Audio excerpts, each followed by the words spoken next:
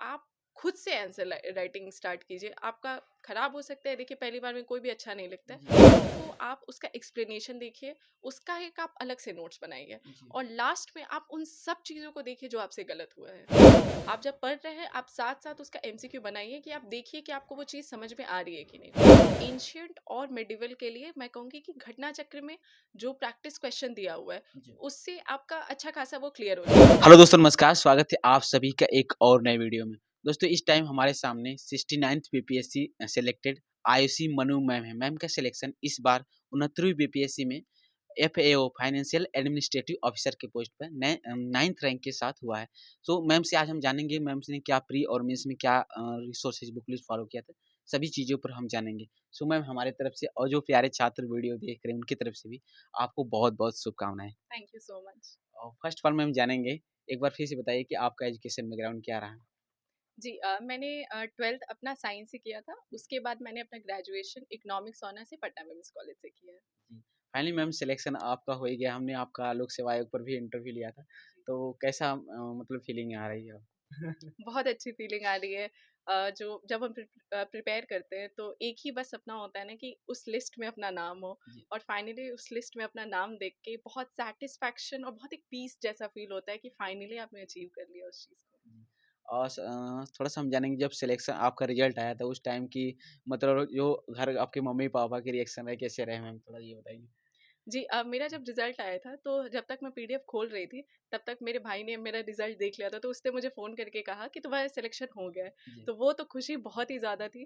फिर उस टाइम पे मैं आर्मी में थी, मेरा बैंक का जॉब था। जी। तो वहाँ पे फिर मम्मी-पापा का फ़ोन आया, सब कोई बहुत ज़्यादा खुश थे, बहुत ज़्यादा मतलब एक अलग ही माहौल होता है जब आपका सिलेक्शन हो जाता है। दोस्तों जैसा कि आपको पता है 17वीं बीपीएससी का प्रीलिम्स हो गया है और 69वीं बीपीएससी का रिजल्ट आ गया है और पीडब्ल्यूबीपीएससी वाला से उज्जवल कुमार ने रैंक 1 हासिल किए।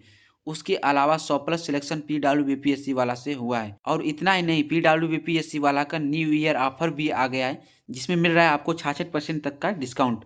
इनके बैच में आपको मिल रहा है live classes, daily practice paper, daily mains practice class notes, full length test, PYQ analysis और भी बहुत कुछ, वो भी अफोर्डेबल प्राइस में। इन बैचेस की प्राइस की बात करें तो सक्षम 3.0 फाउंडेशन बैच 71वीं बीपीएससी, इसकी फीस है 4,499 रुपये। प्रथम 3.0 हिंदी फाउंडेशन बैच 71वीं बीपीएससी 4,499 रुपये। सफलता 17वीं बीपीएससी मेंस बैच जिसकी फीस है 3,399 रुपये। दोस्तों यदि आप इन बैचेस को ज्वाइन करना चाहते हैं तो वीडियो के डिस्क्रिप्शन बॉक्स में लिंक दिया गया है, वहाँ से आप जाकर ज्वाइन कर सकते हैं। यदि हाँ मेरा कूपन कोड PSC4 यूज करते हैं तो आपको एक्स्ट्रा डिस्काउंट मिल जाए। कब से तैयारी मैम कर रही थी और जानना चाहेंगी आपको मोटिवेशन ये कहाँ से मिला कि हमें सिविल सर्विसेज में जाना चाहिए? मैंने जब ग्रेजुएशन मेरा कंप्लीट हुआ था उसके बाद मैं सिविल सर्विसेज की तैयारी में लग गई थी।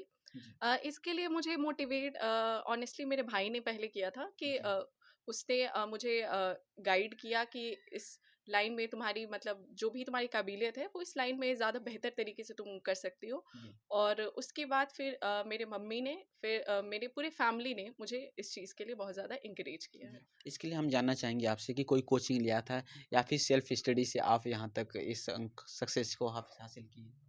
देखिए, मैंने अपनी तैयारी सेल्फ स्टडी से चालू की थी। जी, मैंने यूट्यूब पे जो भी कंटेंट है उसके थ्रू मैंने पढ़ा था। बीपीएससी कंसेप्ट वाला का जो यूट्यूब का जो कंटेंट है ना वो बहुत ज़्यादा अच्छा है। जी, उसका जो आंसर राइटिंग का कोर्स है वो मैंने ज्वाइन किया था जब मेरा मेंस का रिजल्ट आया, जब मेरा प्री का रिजल्ट आया था तब मेंस के लिए मैंने उसका आंसर राइटिंग का जी। कोर्स लिया था। अच्छा, अब हम जानना चाहेंगे मैम कि इस बार इस एग्ज़ाम में आपका माध्यम क्या रहा? कई बार स्टूडेंट्स के डाउट रहते हैं और ये कौन-सा बीपीएससी में कौन-सा अटेम्प्ट? मेरा इंग्लिश था जी। और ये मेरा थर्ड अटेम्प्ट था। आयोग की इस बार जो 17वीं बीपीएससी हुई है उसको भी आपने दिया होगा। जी बिल्कुल। जी, तो अब हम जानना चाहेंगे जैसे अभी हाल ही में फ़िलहाल में जैसे 17वीं बीपीएससी हुई है, तो आपने प्रीलिम्स में क्या रिसोर्सेज़ बुक लिस्ट फ़ॉलो किया था? थोड़ा हमें बताइए डिटेल में सब्जेक्ट वाइज़ जैसे हिस्ट्री, पॉलिटी, ज्योग्राफी? जी। तो हिस्ट्री से मैं कहूँगी कि स्पेक्ट्रम बहुत इम्पोर्टेंट है। जी, बहुत ज़्यादा अच्छे से उसमें हर चैप्टर को एक्सप्लेन किया गया है और at the end of the chapter summary दिया हुआ है, जी, तो उसको आप बहुत अच्छे से करिए।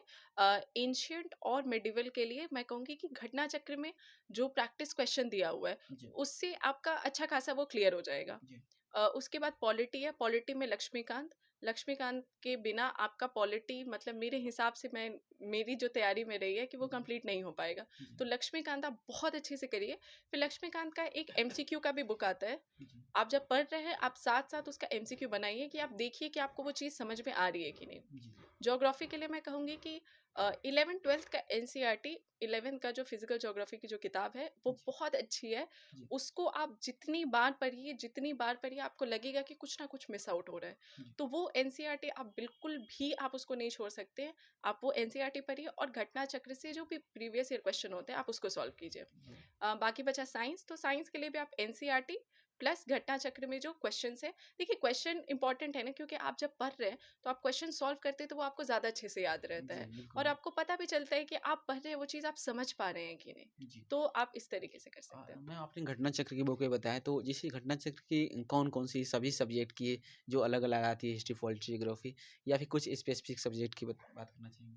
देखिए मेरे हिसाब से आपने साइंस, कौन सी पढ़ा था? जी, साइंस, हिस्ट्री और ज्योग्राफी ये जी। तीनों मैंने लिया था और ये तीनों मुझे ऐसा लगता है ना कि बहुत इंपॉर्टेंट है। बाकी पॉलिटी के लिए तो आप लक्ष्मीकांत का भी जो एमसीक्यू का सीरीज आता है उसको फॉलो कर लीजिएगा तो आपका हो जाएगा। जी। अब हम जानना चाहेंगे, जैसे इसमें एक सेक्शन बिहार स्पेशल का होता है, काफ़ी इंपॉर्टेंट क्वेश्चन उनसे पूछे जाते हैं बहुत बिहार से स्पेशल चीज़ें जो बिहार से रिलेटेड हैं, जैसे मिथिला मखाना जो भी है, जो जीआई टैग है, तो उसके लिए क्या क्या बुक लिस्ट और रिसोर्सेज फॉलो किया था?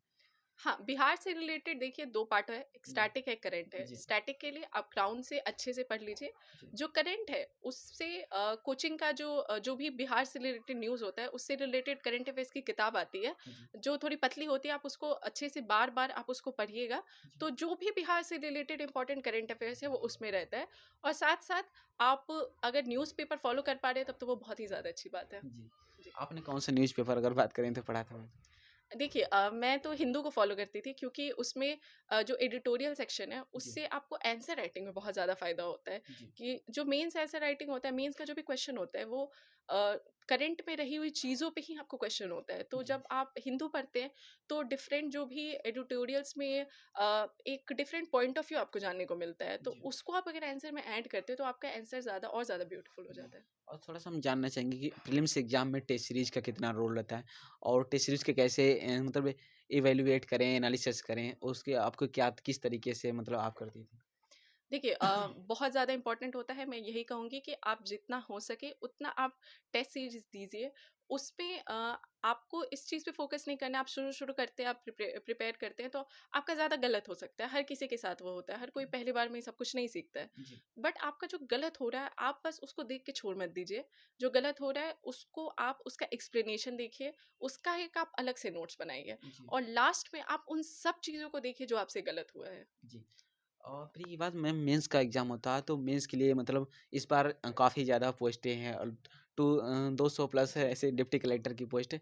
तो काफ़ी सारे छात्र जो पहली बार अपीयर हो रहे हैं, तो उसमें मतलब मेंस मेंस और राइटिंग पहला कदम क्या हो? जो पहली बार इस बार अपीयर हो रहे हैं, तो उनके लिए कैसे शुरुआत की जाए? सबसे पहले आप प्रीवियस ईयर क्वेश्चन देखिए, जी। आप सिलेबस देखिए कि सिलेबस में क्या-क्या डिटेल सिलेबस में क्या-क्या दिया हुआ है। जी। उसके बाद सिलेबस को साइड रख के आप प्रीवियस ईयर क्वेश्चन देखिए। जी। आप प्रीवियस ईयर क्वेश्चन देखिएगा, आपको एक पैटर्न दिखेगा जी। और मीन्स कभी भी बहुत ज़्यादा चेंज नहीं होता है। जी। मीन्स एक पैटर्न को फॉलो करता है, उसी तरीके से आपको अपनी तैयारी करनी होती है। जी। उसके बाद आप खुद से आंसर राइटिंग स्टार्ट कीजिए। आपका खराब हो सकता है, देखिए पहली बार में कोई भी अच्छा नहीं लिखता है। जी, बिल्कुल। खराब हो सकता है, बिल्कुल खराब हो सकता है, पर आप प्रैक्टिस अगर नहीं करिएगा तो आप इम्प्रूव नहीं करिएगा। हमारे जी। साथ क्या होता है कि हम पढ़ लेते हैं बहुत कुछ, ये जी। पढ़ लेते वो पढ़ लेते, बट हम प्रैक्टिस नहीं करते लिखने की। जी। तो आपको लिखने की प्रैक्टिस बहुत अच्छे से करनी है। बाकी मैं कहूँगी कि जो विजन आईएएस है जी। उसको आप अच्छे से पढ़िए क्योंकि उसमें मेंस का कंटेंट बहुत ज़्यादा होता है। उससे मुझे बहुत हेल्प मिला था जी। और मैं चाहूँगी कि वो आप पढ़ें और उससे आपको भी बहुत ज़्यादा हेल्प मिले। जी।